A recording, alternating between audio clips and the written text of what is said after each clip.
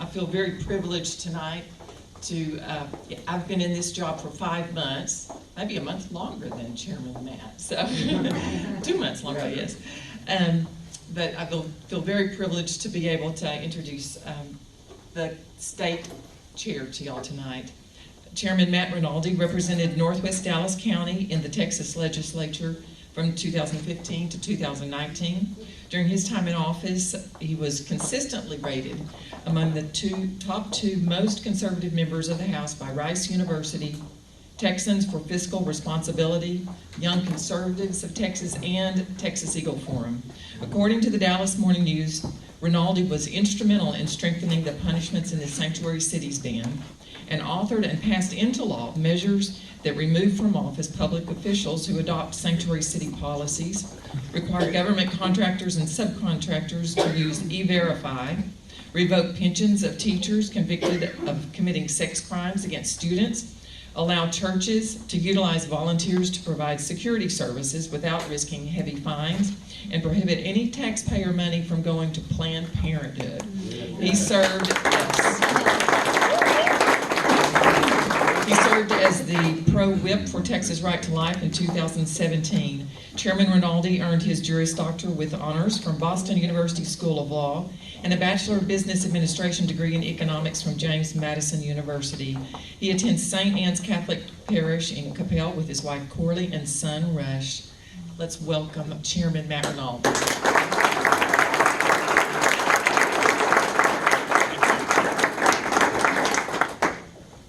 Thank you for that intro. I'm gonna like break free from the large podium and come in front if that works.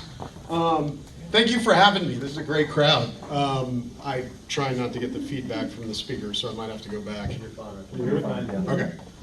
But thank you for having me. I appreciate it. And on this Veterans Day, of course, thank you for letting me join you in honoring our veterans. I honestly could listen to Floyd's training stories all day. I mean, really.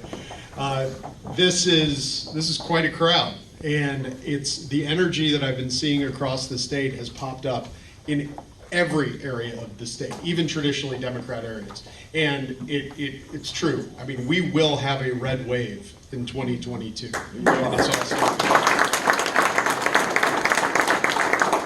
I think in the last month, I've been on the road to a new club pretty much every single day.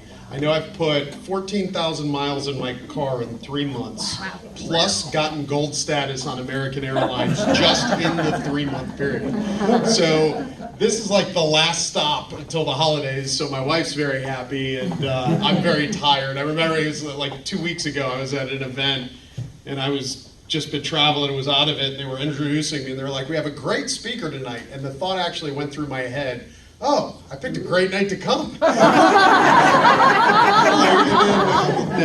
I'm just tired. But no, thank you, I appreciate it. I was actually up in D.C. last week for the election in Virginia, and the energy was absolutely phenomenal.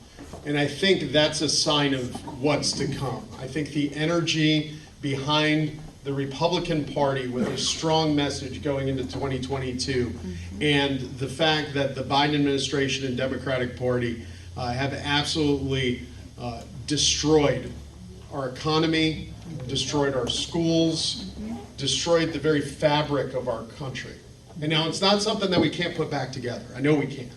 We can absolutely put it back together if we have the will. But people are seeing across the country and across Texas that we're absolutely on the wrong track. Here in Texas, for example, we have an opportunity. We have 33% of the population of Texas approves of the job Joe Biden's doing. That's 25% of independent voters approve of the job that Joe Biden's doing. And in fact, among Hispanic voters, there's approximately 35% across the state of Hispanic voters approve of the job Joe Biden's doing. And even among African Americans, a group that typically votes over 90% Democrat, Joe Biden had only a 56% approval rating among African American voters. We have an opportunity. Yes. We have an opportunity because people don't like Joe Biden. They don't like the extreme Democratic Party. and the ultra-left Democrat Party that it's become. And we need to be the alternative. So we saw that in Virginia with a strong message, a message focused on parents, on families, a message rejecting the divisive identity politics of the Democratic Party, and saying that people of all backgrounds are going to come together to save the America we love for our children. That's our message going into 2022. And that's a winning message, and that's a positive message, and that's one that we need to carry to every precinct in Rockwall County, everywhere across the state, because it worked in Virginia. In Virginia, they saw Republicans got a greater percentage of the African American vote than in any election since 1977. And in fact, this mostly came from African American women whose share of the vote doubled. Republican share of the vote doubled. Among Hispanic voters, Youngkin won the Hispanic vote in Virginia. And we're going to win the Hispanic vote in Texas. And we see that in the Valley. In 2020, there were two districts held by Democrats in the Valley that voted for Democrat state reps that voted for Donald Trump for president. And each of those two districts voted for Hillary Clinton 4 years earlier over 60%, one of them nearly 70%. We are seeing shifts in the Hispanic vote that we've never seen before towards Republicans because we're getting our message out. We're getting our message out. The Republicans are the parties of working families. They're the parties of parents. We're the party that wants to save the America that we all grew up in. And we don't want to change it into something that doesn't even resemble that. And that's so important. So in Virginia, we won. We won a state that Joe Biden carried by 10 points in the last election. But that wasn't the only place. We saw it elsewhere in the country as well. This isn't an isolated instance. In Pennsylvania, we won every single statewide office on the ballot in the state of Pennsylvania and took the Supreme Court there. This is my favorite one. In Buffalo, New York, in the Democratic primary, a AOC, ultra-progressive, defund the police leftist won the Democratic primary. She was the only person on the ballot last week in Buffalo. She lost with 41% of the vote.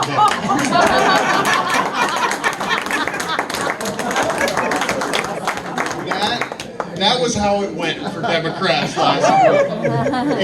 And here in Texas, we took a House district. It was the only House district on the ballot. House District 118 in the San Antonio suburbs. It's a 73% Hispanic district that Joe Biden won by 14 points. And we won it by 2 points and gained a House seat.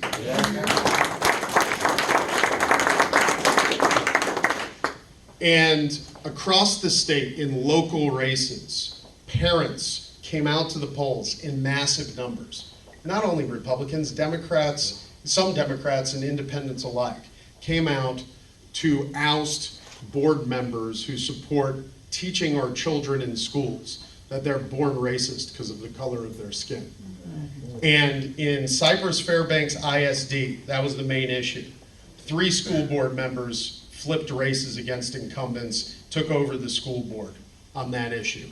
And in Southlake, you might remember earlier on this year in Southlake, national news, slate of 3 school board members, a mayor, and a city councilman were up for election.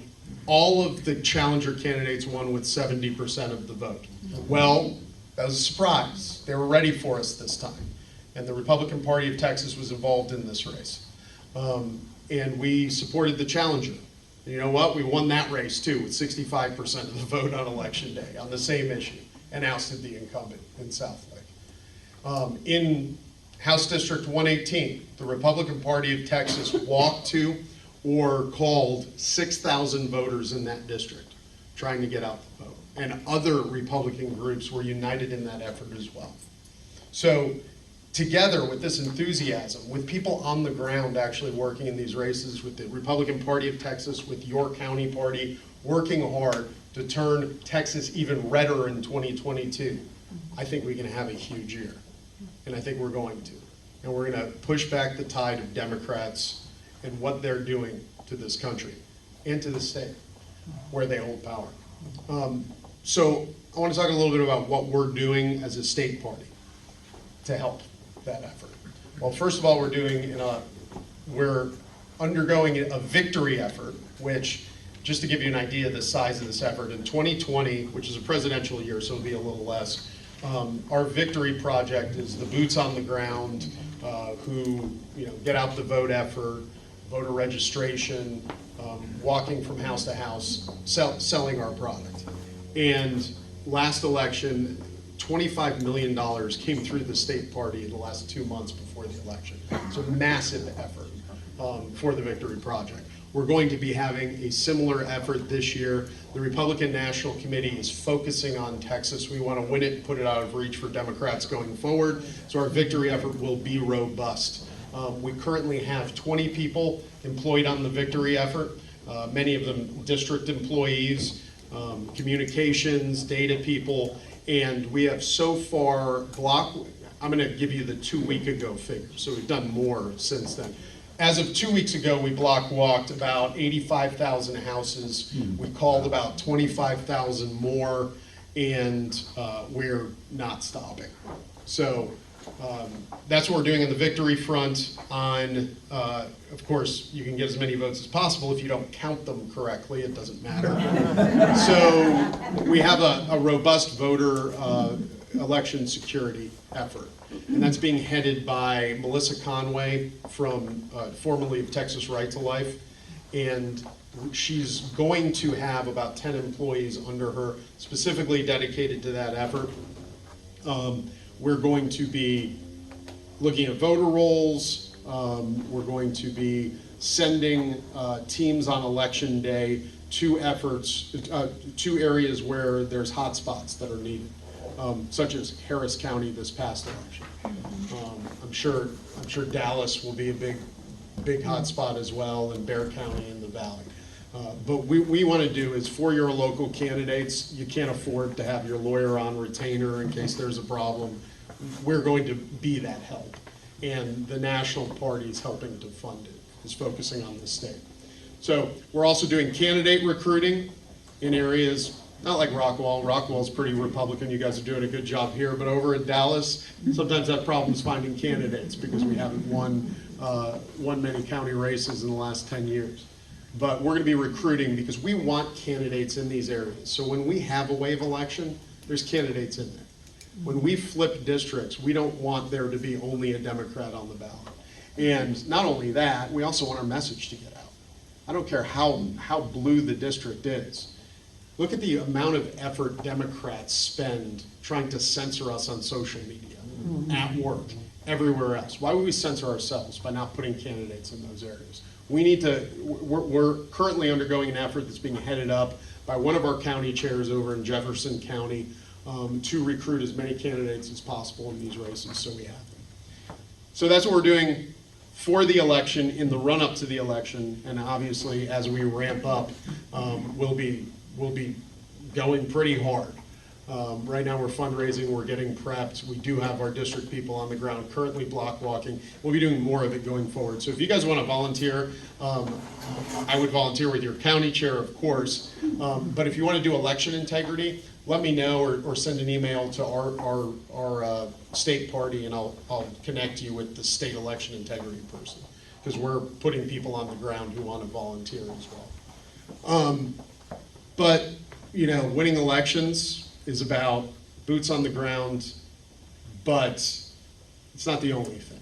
You need a brand, a strong brand that you're actually selling. You can go door to door and sell a product, but it isn't about going to the door. It's about having a good product to sell, which is why we have to win elections. But we also have to turn those electoral victories into policy victories once we win those elections. Sometimes have problems with the second part. But the state party wants to have a role in it. We want to have a role in messaging and letting you know what's happening to your legislative priorities that you pick at our convention. And we want you to be able to trust the Republican Party of Texas in our messaging, and when we tell you what's happening with those priorities and what we need to do to get them over the finish line. And we're also, on the other end, working with legislators to get those priorities over the finish line as well. I'll give you an example. On the SRHC recently near unanimously passed a resolution opposing vaccine mandates. And we've sent a public letter to the governor asking him for an executive order banning vaccine mandates and to add it to the then ongoing special session call. The governor listened. He responded within 24 hours and issued an executive order and added vaccine mandates to the call. It's important to have a grassroots with a voice in a party organization. And I want to feel like you have that voice. And what we're talking about are the topics that you care about.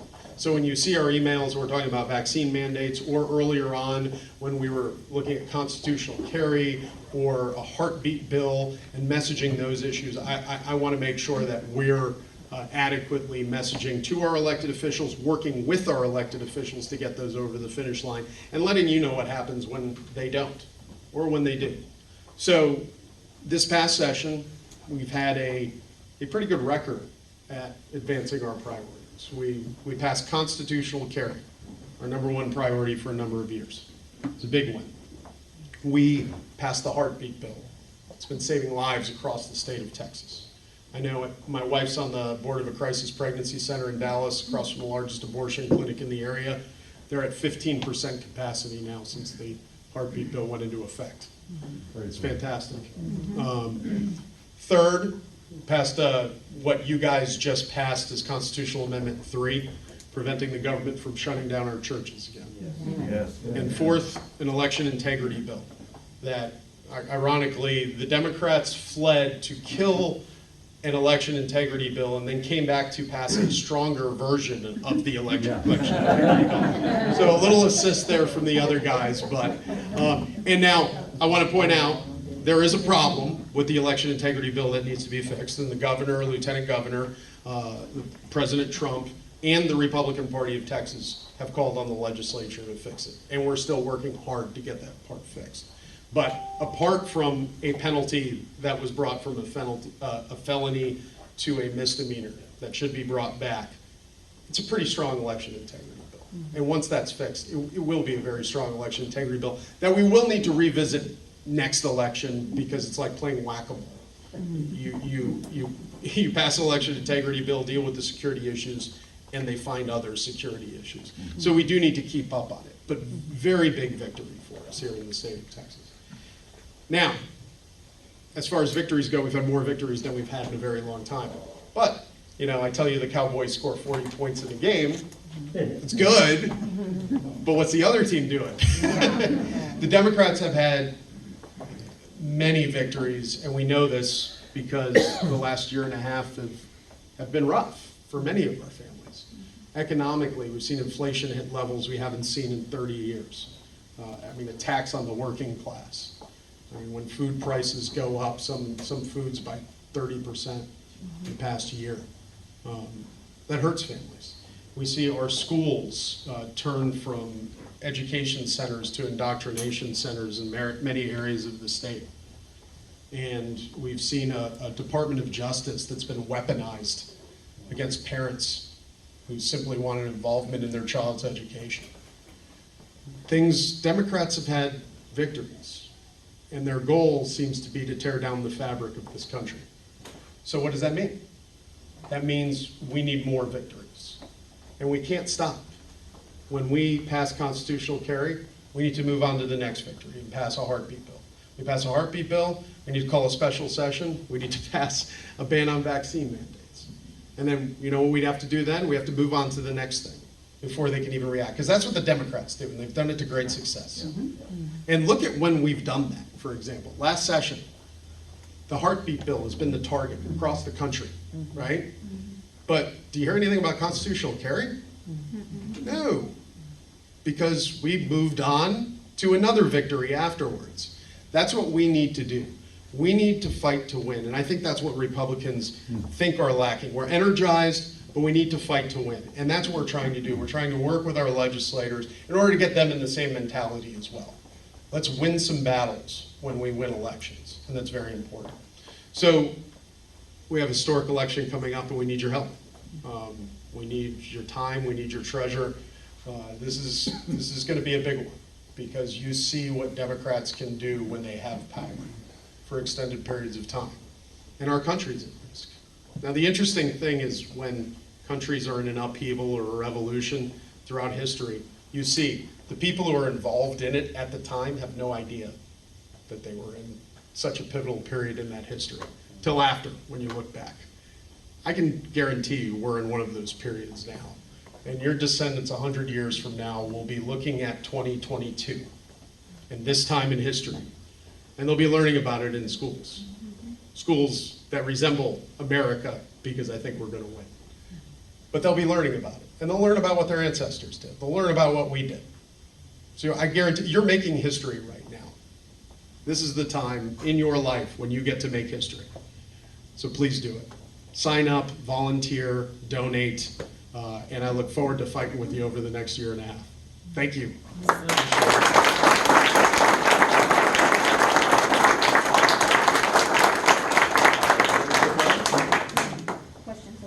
Oh, sure. Any questions? That's not a question. You have to phrase it. Just you got to say rhinos. Yeah, right. Yeah, Matt, who is your person that's involved at the election integrity level with the Secretary of State? Do you know? What do you mean with the Secretary of State? Well, in the Secretary of State's office, isn't that where the election officer is? Well, the Secretary of State runs elections for the state. We just appointed a new Secretary of State. It was a very good appointment by Governor Abbott. The guy is a very strong election hawk, and I was very satisfied with that appointment. Our election integrity person is Melissa Conway. She's employed by the RNC, offices out of our office, and is working with us on putting together an election integrity strategy going forward. What we'd like to do is start as early as possible, and we're trying to get the people employed as early as possible so that we can start looking at voter rolls and doing things so we're not, just waiting until election day to do it. Okay, I was worried about there's a guy there by the name of Keith Ingram. In the Secretary of State's office? Yes. Okay. That has been giving the Democrats a lot of waivers. Okay. I'll let Melissa know, Okay. and we can do it. Yes, sir. Since we know all these crooked counties all over the country, and it's not that many, is anybody in the Republican Party here or nationally that's working to get teams to those places to try to watch those places? Yes. I mean, that's exactly what we're doing. That's what the effort's for. And we're focusing on areas like Texas where in the statewide tally that can have an effect. So the RNC is focusing on our state. So what are you talking about? Win Texas. We need to send Texans somewhere else, maybe with an No. attitude. No, we need them here. So what they'll do is they'll send people from like Idaho, where you're talking about like a 60% margin, and they'll send people from Idaho who want to volunteer here to Texas, or they'll send people from Illinois where there won't be a statewide race that might be as competitive, and they'll send them to like Loudoun County. I'll just be argumentative. Who's going to Atlanta, Georgia? There are people in Atlanta, Georgia. That's one of the focuses Well, they too. didn't do Texas that. is going to be a focus. Georgia's going to be a focus. You're going to have, pretty much all. Florida's going to be a focus. Actually, Florida may be out of reach with the wave that we're seeing right now. But we're obviously going to focus on the counties where we need it, and Atlanta would be one of them. Yes? I have a question. My question to you is this: on your strategy, as far as for election integrity, are you employing or asking for Hispanic volunteers to go and talk to let's say, the Hispanic community as far as the differences between the Democratic Party and the Republican Party. I think I personally think if we were to attack the areas that are Latino, I think it would do the Republican Party very well. Instead of attacking areas, like you said, Rockwall's already Republican, Dallas County's not. Attacking the Hispanic communities like in Grand Prairie, Garland, South Mesquite, those areas, and just going door to door, boots on the ground and telling them. Yeah, That's my perspective. completely agree with you.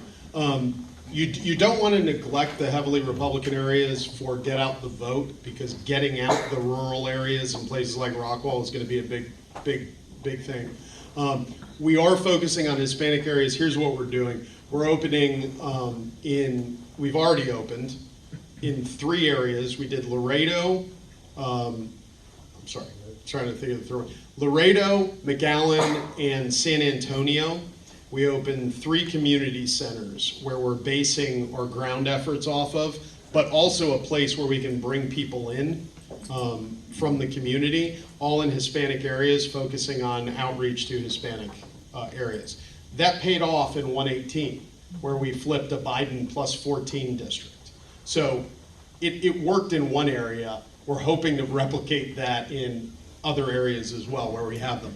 Here in North Texas, we opened one in Coppell this past week, which is focused on the Asian American community. We have a huge Indian population in that area, and we're focused on outreach to that group and for that center. So we are doing exactly that, trying to reach out to new voters.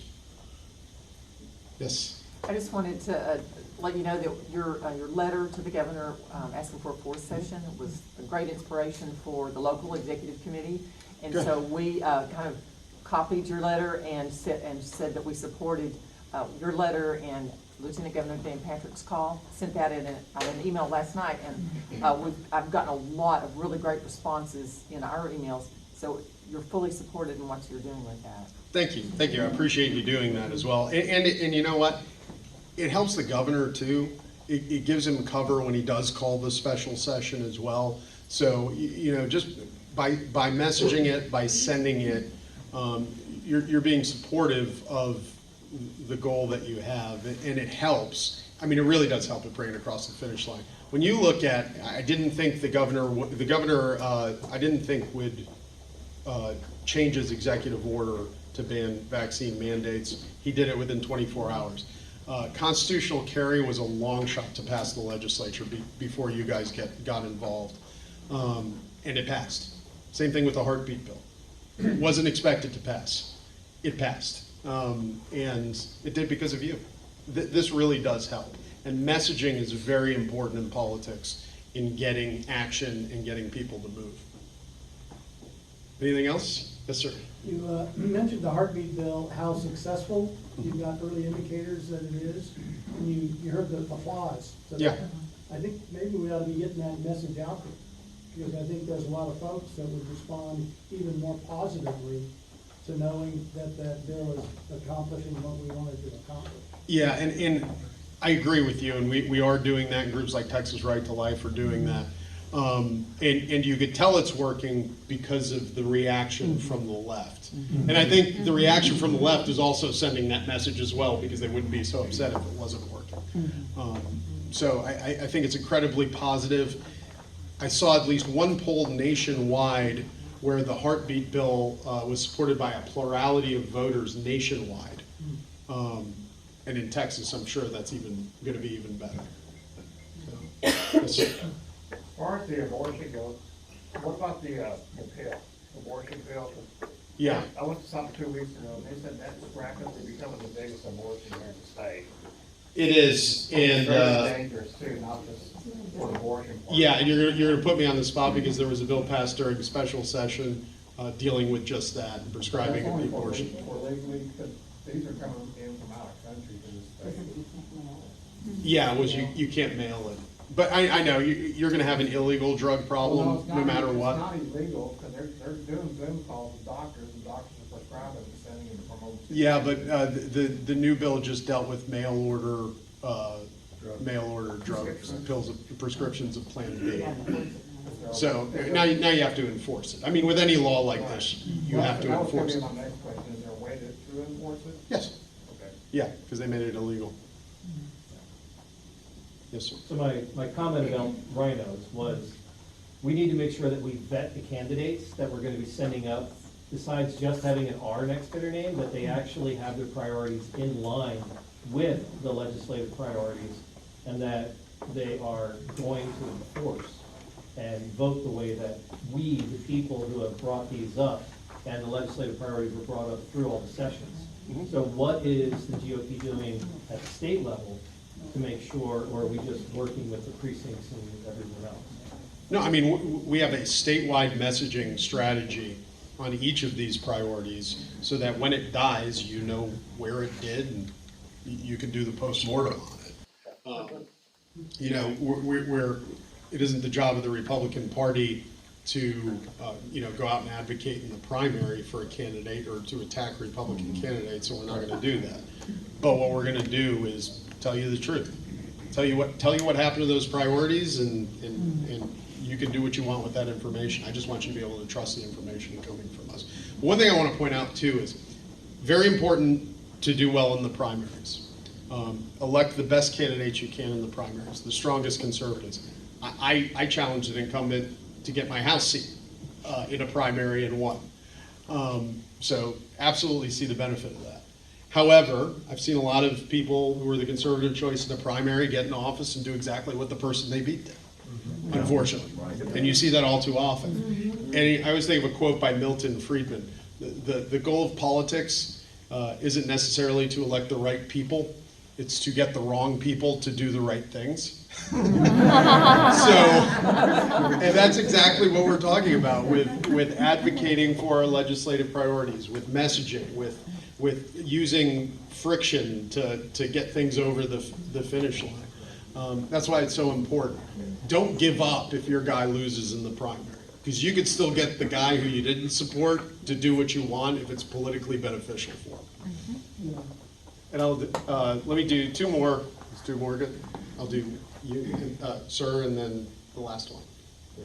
Senate Bill 8 just, the horrific bill, Senate Bill 8 just passed. The governor signed it on the 4th. It's a horrific bill. Needs to be repealed. Is there any chance that happens? No. Why do you think it's horrific? Because of the contract provision relating to vaccines? Okay. No, the government control, federal government control over the state of Texas. Because of that. I mean, he needs to be tried under Amendment 10. Right. Okay. So, if you know me, I will tell you when I think something's terrible, and just because I disagree with you doesn't mean you're not right. I would just say I disagree. I don't think SB 8 was terrible.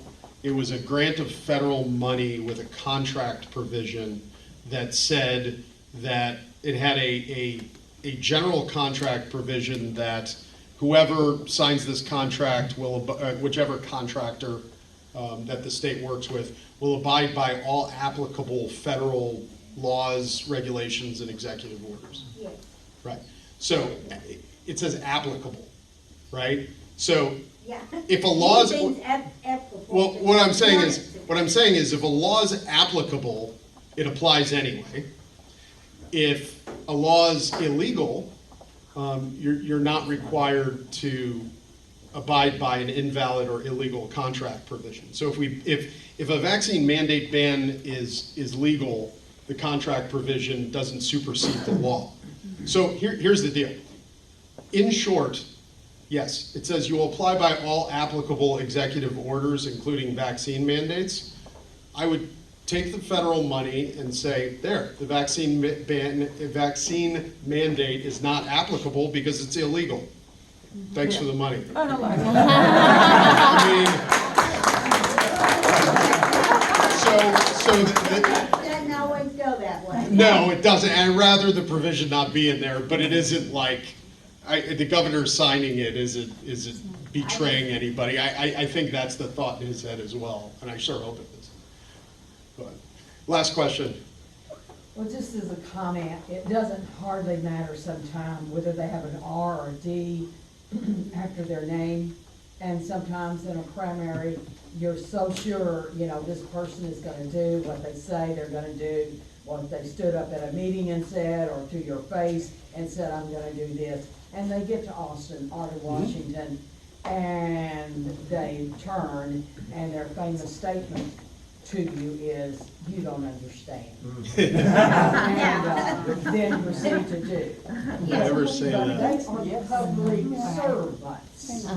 Yeah. Therefore, we put you in office, you hold their feet to the fire. When they don't do, you say, just like we were talking about candidate recruitment, then you find somebody else or that person that they defeated that you really think will come back, and you get out there and you do the boots on the ground and you get them elected. They don't have to stay in office unless you just say, oh, we voted now for, Yeah. can't do it. Yeah, I agree. And listen, I'll end it on this, but yeah, when you come into office, they have some orientation for legislators, which it isn't an orientation at all. You don't learn anything there. They basically just use it to try to socialize you into the group. And, you know, you walk in this huge building with, you know, pink dome, and it's just, I mean, it's awe-inspiring, right? It's like celebrity fantasy camp within like two blocks of the Capitol, where everybody knows who you are because they're all lobbyists. And, you know, people, they get a big head sometimes when everybody knows your name, and that, they don't want to lose that. That's the problem. So what you guys have to do is put social pressure back home, because they got to come back home eventually. And that's uncomfortable too. And I can tell you, every single person there knows everybody in their district who influences 20 or more people. I know, because we'll be voting on bills, and they'll look at their phones and they'll say, oh boy, you know, Beth's upset at me or something, you know, and they know, and they react to it. I remember, and I'll leave you with this, of how you can make a difference. Again, make it politically profitable to do the right thing, even if your person doesn't win, and they will do it. I remember I was in the Joe Strauss session where Scott Turner was running for against Joe Strauss for Speaker. I was supporting Scott Turner, and there was an individual who was a state rep in a desk by me, and he was going to vote for Joe Strauss. I know he was. And there was a block walker who walked for his campaign who was up in the gallery. And I looked, and she was staring at him. And he looked up, and he was looking at her. And you could see the moment where he switched his vote in his face, and he hit the button for Scott Turner at that moment. So I could tell you, you guys do make a difference. I've seen it. So thank you so much for having me.